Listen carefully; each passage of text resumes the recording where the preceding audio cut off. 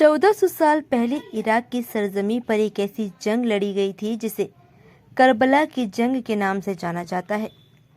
Yazid के पत्थरदिल फरमानों से इमाम हुसैन के साथ उनके काफिले के कई लोगों ने ये जंग लड़ी थी, जिसमें सिर्फ मुसलमान ही नहीं बल्कि ब्राह्मण हिंदू भी शामिल थे।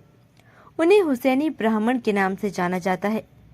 हुसैनी ब्राह्मण मोहयाल समुदाय के लोग हिंदू और मुसलमान दोनों में होते हैं। मौजूदा समय में हुसैनी ब्राह्मण अरब, कश्मीर, सिंध, पाकिस्तान, पंजाब, महाराष्ट्र, राजस्थान, दिल्ली और भारत के अन्य हिस्सों में रहते हैं। ये लोग 10 मुहर्रम यानी आज के दिन हुसैन की शहादत के गम में मातम और मजलिस करते हैं। यहाँ तक कि समुदाय से कई प्रसिद्ध हस्तियों का नाम भी जोड़ा जाता है। कहते हैं कि फिल्म अभिनेता और सांसद रहे स्वर्गीय सुनील दत्त हुसैनी ब्राह्मण परिवार से ताल्लुक रखते हैं। उनके अलावा उर्दू लेखक कश्मीरी लाल जाकिर, साबिर दत्त और नंदकिशोर विक्रम हुसैनी ब्राह्मण समुदाय से जुड़े नाम हैं। बंटवारे के पहले वाले भारत में हुसैनी ब्राह्मण लाहौर में रहते थे, लेकिन अब उनका एक अहम गढ़ माना जाता है पुष्कर को। अजमेर की दरगाह में जहां मोइनुद्दीन चिश्ती ने अपनी आखिरी सांसें ली, वहां अब भी कई लोग मिल जाएंगे जो खुद को हुसैनी ब्राह्मण कहेंगे। ये ब्राह्मण ना ही पूरी तरह से हिंदू हैं, ना ही पूरी तरह से मुस्लिम। वो मिली जुली मान्यताओं पर भरोसा करते हैं।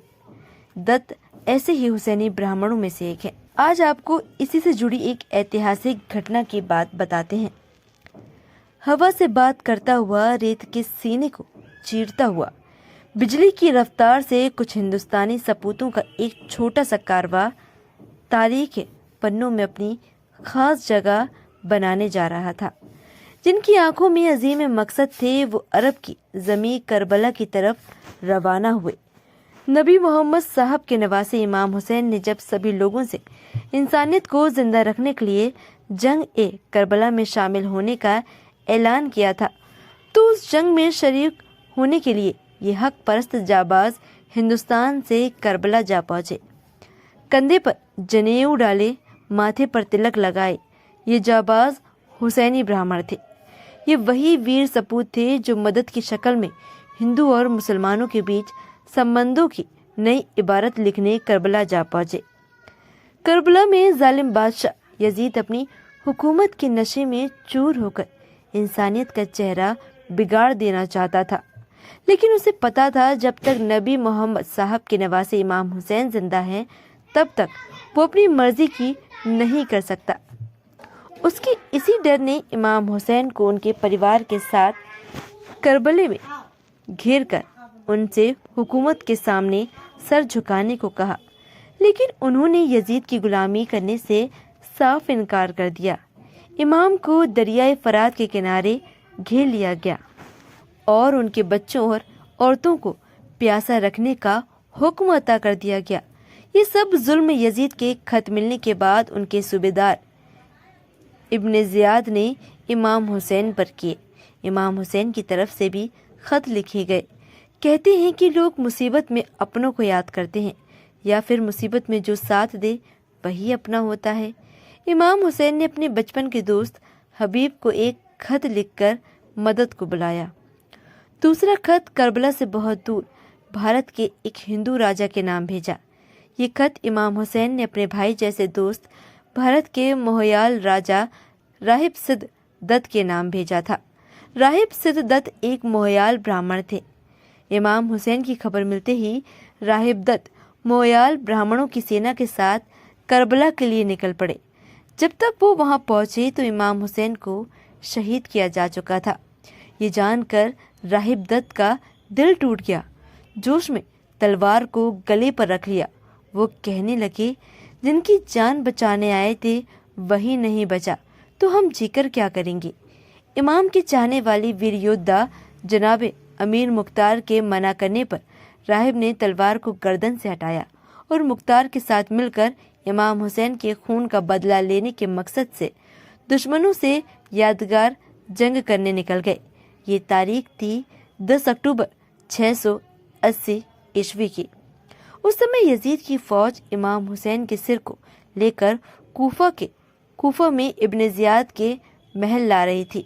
राहिब दद ने यजीद दस्ते का पीछा कर हुसैन का सिर छीना और दमश्क की ओर कूच कर गए। रास्ते में एक पड़ाव पर रात बिताने के लिए रुके, जहां यजीद की फौज ने उन्हें घेर लिया और हुसैन के सिर की मांग की। राहिब दद ने इमाम का सिर बचाने के लिए अपने बेटे का सिर काट करके दे दिया, जिस पर वो चिल्लाए, ये इमाम हुसैन का सिर नहीं, हुसैन का सिर बचाने के लिए राहिब दद ने अपने 7 बेटों का सिर काट डाला, लेकिन फौजियों ने उन्हें हुसैन का सिर मारने से इनकार कर दिया। राहिब दद के दिल में इमाम हुसैन के कत्ल का बदला लेने की आग भड़क रही थी, इसलिए वो इमाम हुसैन के लिए लड़ रहे बाकी लोगों के साथ जंग ए मैदान में उतर आए। बहादुरी से लड़ते हुए चुन चुन कर हुसैन के कातिलों से बदला लिया, उन्हें हिंदुस्तानी तलवार के जौहर दिखाए। कूफे के सूबेदार इब्ने जियाद के किले पर कब्जा कर उसे गिरा दिया। जंग करबला में इन मोहयाली सैनिकों की कई वीरगति को प्राप्त हुए। जंग खत्म होने के बाद कुछ मोहयाली सैनिक वहीं बस गए और बाकी अपने वतन हिंदुस्तान लौट आए। इन वीर मोहयाली सैनिकों ने करबला में जहां पड़ाव डाला था, उस जगह को हिंदिया कहते हैं। इतिहास इन वीर मोहयाल ब्राह्मणों को हुसैनी ब्राह्मण के नाम से जानता है। इस कुर्बानी को याद रखने के लिए हुसैनी ब्राह्मण मुहर्रम के वक्त अपने घरों में दर्जनों नोहे पढ़ते हैं। नोहा का मतलब है करबला की जंग में शहीद हुए लोगों को याद करना। करबला की जंग इंसानी तारीख की बहुत ज़रूरी घटना है। ये महज जंग नहीं बल्कि ज़िंदगी के कई पहलुओं की लड़ाई भी थी। इस लड़ाई की बुनियाद तो हज़रत मोहम्मद की मृत्यु के बाद रखी जा चुकी थी। हज़रत इमाम अली का खलीफा बनना दूसरे खेमे के लोगों को पसंद नहीं था। कई लड़ाइयाँ हुई, अली को शहीद कर दिया गया। बाद में इमाम हसन इब्ने अली खलीफा बने, उनको भी जहर खिलाकर शहीद कर दिया गया। हसन की शहादत के बाद यजीद ने खुद को वहां का खलीफा घोषित कर दिया। यजीद बेहद ही जालिम और तानाशाही किस्म का था।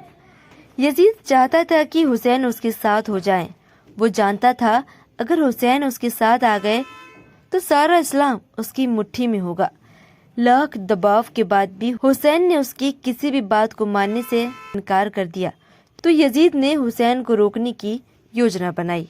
तारीख थी 4 मई 680 ईस्वी को इमाम हुसैन मदीने में अपना घर छोड़कर शहर मक्का पहुंचे, जहां उनका हज करने का इरादा था। लेकिन उन्हें पता चला कि दुश्मन हाजियों के भेष में आकर उनका कत्ल कर सकते हैं।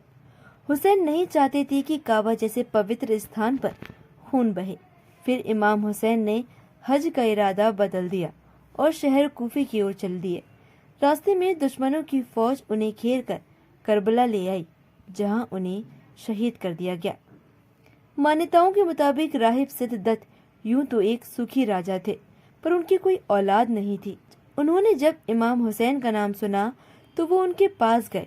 उन्होंने कहा, इमाम साहब, मुझे औलाद चाहिए। अगर आप ईश्वर से दुआ करें तो मेरे पिता बनने की तमन्ना पूरी हो जाएगी। इस पर इमाम हुसैन ने जवाब दिया कि उनकी किस्मत में औलाद नहीं है। ये सुनकर दत्त काफी दुखी हुए, रोने लगे। राहिब दत्त की ये उदासी इमाम हुसैन से देखी नहीं गई। इमाम साहब ने राहिब दत्त के लिए अल्लाह से दुआ की। इसके बाद राहिब दत्त 7 बेटों के पिता बने। कहा जाता है कि इमाम हुसैन, उनके परिवार और 72 अनुयायियों के साथ राहिब दत्त के 7 बेटे भी करबला की जंग में शहीद हो गए थे। मरहूम अभिनेता सुनील दत्त भी इन्हीं हुसैनी ब्राह्मणों के वंशज थे।